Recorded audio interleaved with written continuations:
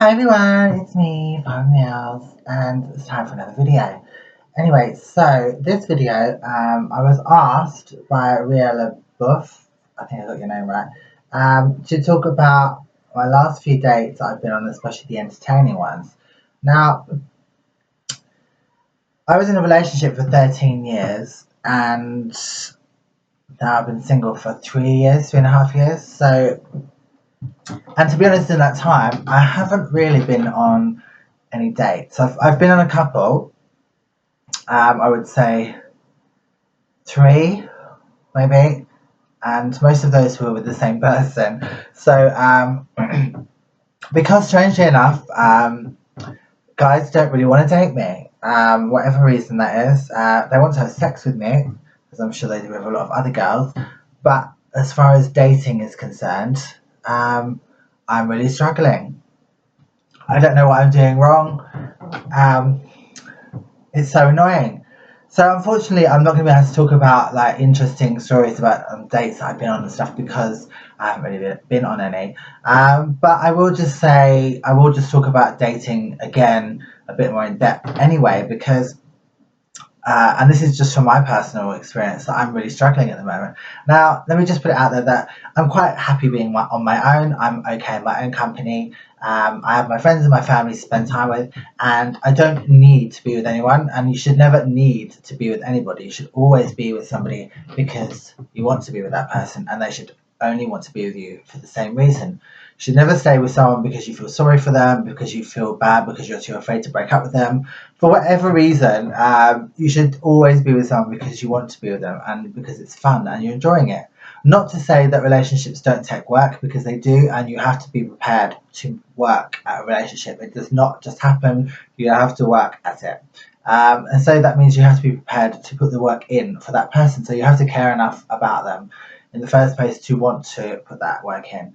There's no point trying with someone that you're not really that interested in. It's not going to work. They're going to make you unhappy. You're going to resent them because you don't want to stay, and drama, drama, drama. Anyway, yeah. So I'm kind of struggling a bit at the moment.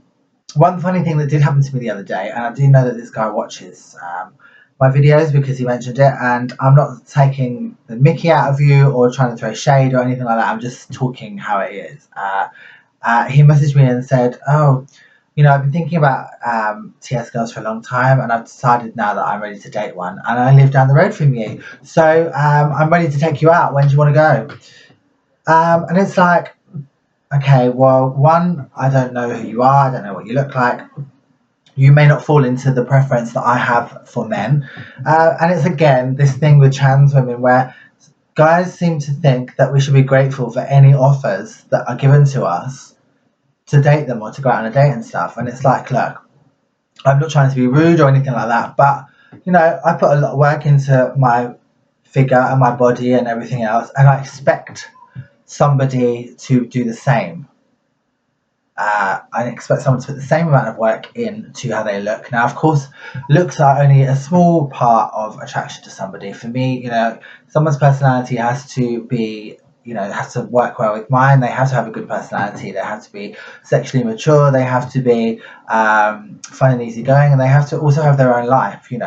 I think it's very important that even though you have a partner, that you have your own friends still, and you spend time with your friends as much as you do with your partner, because although that person should be the most important person, you still need to have space from each other so that you, one, have things to talk about, and secondly, you don't drive each other up the wall, because it's unhealthy to just spend all your time with that one person. It's just not a good idea. So I think you should always have a bit of space. Um, Absence makes the heart grow fonder and all that. Um, but yeah, I have a specific type. Now, I've only ever dated black and mixed race guys. That's kind of what I'm attracted to. I'm not saying I would never go out with a white guy, but I'm just saying I never have. Um, just from my experiences, that a lot of white guys who have been interested in me have been quite timid and shy on approach to me, or they won't approach me at all, and then I'll get home and I'll have a message on my phone telling me that they saw me in a club or they saw me there or here, and and it's kind of left for me to sort of do the work. And I'm quite traditional in the way I look at men and women and stuff like that. I would never go up to a guy and ask him out. I'm not saying that there's anything wrong with that. I'm just saying that I can't do it. I'm quite shy in that way, and I think a guy should approach a woman. It's kind of how I am, and I'm not saying that I've only dated black and mixed race guys because they've always been more forward and come up to me and spoke to me. That's what I'm attracted to. But I'm just saying that they do come across as a lot more forward, and they will come over and speak to you and ask you how you are, tell you you look nice, and as a woman, that's kind of how I would like a man to be towards me. And I have quite a big personality and I can be quite if I can walk over somebody, not on purpose, but if someone is kind of quite quiet and not kind of forthcoming with things, I will completely take over and take over control and become bossy. But not because I'm doing that on purpose. It's just because I have quite a big personality, or I'm quite upfront with things, and I need someone to meet me in the middle at least, and kind of disagree with me or say, no, I don't want to do that, or I we're doing this today, or I want to take you here and stuff. I don't want to be in charge, if you get what I mean. To me, that feels wrong for me. If I'm in a relationship with someone, that I'm the one that's in charge, I'm the woman, I want him to be the man kind of thing. So I need a man who's kind of a strong man around me, and tall as well. That's another point. I'm 6 foot. I'm a tall woman. And again, my last partner who I was with for 13 years was 5'11", so he was still shorter than me. I'm not saying I wouldn't date someone shorter, because again, it's not all about looks and all that kind of stuff. But I would prefer someone who was at least 6'2", 6'3" minimum, because I'm a tall woman and I don't want to be taller than the man that I'm dating. Do you know what I mean? I mean, again, like I said, I would date someone who's shorter, but it's I'm a woman. I want to feel small and be protected by my man, and I don't want to be standing over him. It just makes me feel uncomfortable. I can't explain it. I'm sure other tall TS girls out there, or just even tall women in general, will understand what I'm talking about. And it's just, it's another difficult thing. But I try not to be too specific about what I want, because nobody's perfect, and if you make everything so specific, then you're kind of counting out so many other people, and it's not a good idea to be that specific. But at the same time, I'm not going to settle for anybody just because I should be grateful that anyone is offering, because someone like me, the trans person, should be grateful that anyone is interested to date them. I don't think that's right, or the right way to think, or that you should let anyone make you feel that you should be thinking that way, because it's good to have standards, and it's good to have expectations. If you work hard at how you look, or you work hard at any part of your life, and you're proud of who you are and stuff, you should be able to get back what you put in. And the same thing is that you want to date someone that you are visually attracted to, as well as mentally, and that you get on and you have a good friendship with that person. But you can't deny that you have to be visually attracted to that person as well. Looks do count for something, but they aren't the most important thing. I mean, I've met some really good looking guys before who have completely no personality whatsoever, and are completely uninteresting. But they think they're interesting because they've never had to work at having a personality, because girls just fall at their feet.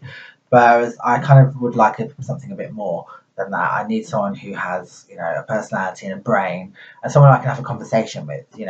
But again, looks are still important to me. I'm not going to lie. I couldn't date someone I wasn't visually attracted to, because I need to have that part as well. So yeah, it's a difficult thing. So unfortunately, I have no date stories to talk about, Ria. Unfortunately, I mean, I know lots of friends' stories that have told me some disastrous things, but again, I wouldn't go into those details because they're not my stories, and plus, I don't have the permission to talk about them. I'll leave that for another time, maybe. But yeah, so that was just where I am at the moment with when it comes to dating and relationships and stuff. Kind of quiet on that front at the moment, but I'm not actively looking, but I am ready to meet someone again. I would just say, because it feels like a dating advert now, which wasn't my intention at all. But yeah, so that's my views on relationships and men again. I suppose this is kind of part two on the dating trans video that I did before, but I just wanted to talk about something because unfortunately I couldn't give you any stories, dating stories that was requested. So I apologise for that, and I hope this video was somewhat interesting or informative. I put videos out every Sunday and every Wednesday. Please subscribe, like, and share. And until next time, see you later.